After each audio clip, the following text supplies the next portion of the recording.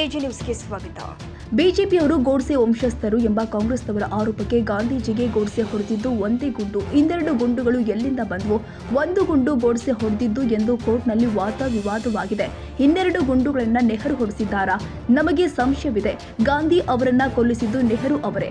ನೆಹರು ಅವರಿಗೆ ಸರ್ವಾಧಿಕಾರಿ ಆಗುವ ಹಂಬಲವಿತ್ತು, ಅದಕ್ಕೆ ಅವರೇ ಗಾಂಧಿಯನ್ನ ಕೊಲ್ಲಿಸಿದ್ದಾರೆಂದು ಶಾಸಕ ಬಸನಗೌಡ ಯತ್ನಾಳ್ ಗಂಭೀರವಾಗಿ ಆರೋಪಿಸಿದ್ದಾರೆ. ಗಾಂಧಿಗೆ ಏನು ಸಂಬಂಧ ರೀ?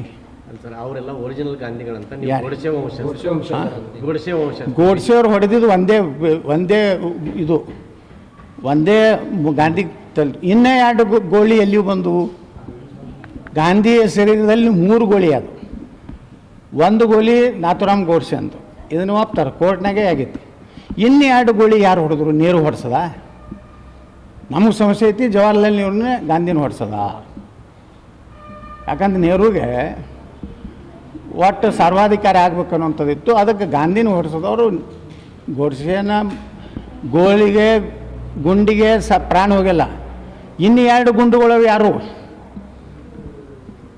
ಇದು ಕೋರ್ಟ್ನಾಗ ಆಗಿದ್ದಿದ್ದು. ಬ್ರಿಟಿಷ್ ನ್ಯಾಯಾಧೀಶರ ಮುಂದೆ ಆದಂಥ ವಾದ ವಿವಾದದಲ್ಲಿ ಇನ್ನೂ 2 ಗುಂಡುಗಳು ಯಾರು? ಹಂಗಾದ್ರೆ ನೆಹರುನ ಹೊಡ್ಸೋಣ. ಗಾಂಧಿನ ಹೊಡ್ಸೋದವ್ರು ನೆಹರು, ನಾಥುರಾಮ್ ಗೋಡ್ಸೆ ಒಂದೇ ಹೊಡೆದಕ್ಕೆ 2 ಬೇರೆ ಬೇರೆ ಕಡೆ ಬಂದು. ನಿಮ್ಮ ವಿರೋಧಿ ಬಣ ಏನಿದೆ ದೆಹಲಿಗೆ ಹೋಗ್ತಾರಂತ, ದೂರು ಕೊಡ್ತಾರಂತ. ದೆಹಲಿಗೆ ಹೋಗಲಿ, ನೀವು ವಾಷಿಂಗ್ಟನ್ಗೆ ಹೋಗಲಿ, ಎಲ್ಲಿ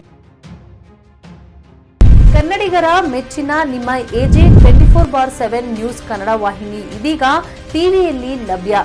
ವೇಳೆ ನೋಟಿಸ್ ಕೊಟ್ಟಿದ್ರೆ ವಾಪಸ್ ತಗೋತೀವಿ. ಇವತ್ತು ವಕ್ಫ್ ಪ್ರಾಪರ್ಟಿ ಅಂತೇಳಿ ಬರ್ತದೆ ಅಂತ ಹೇಳಿದ್ರೆ ರೈತರು ಬೀದಿಗೆ ಬದಲು ಏನು ಮಾಡಬೇಕಾಗುತ್ತೆ? ಯಾರು ವೋಟ್ ಹಾಕಿಲ್ಲ ಅಂದ್ರೆ ಗ್ಯಾರಂಟಿನೆಲ್ಲ ಸ್ಟಾಪ್ ಮಾಡಿಬಿಡ್ತೀವಿ.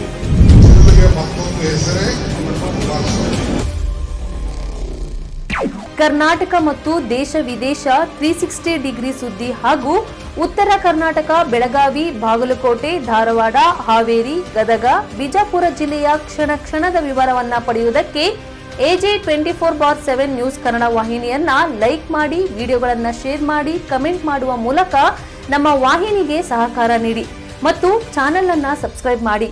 ಧನ್ಯವಾದಗಳು.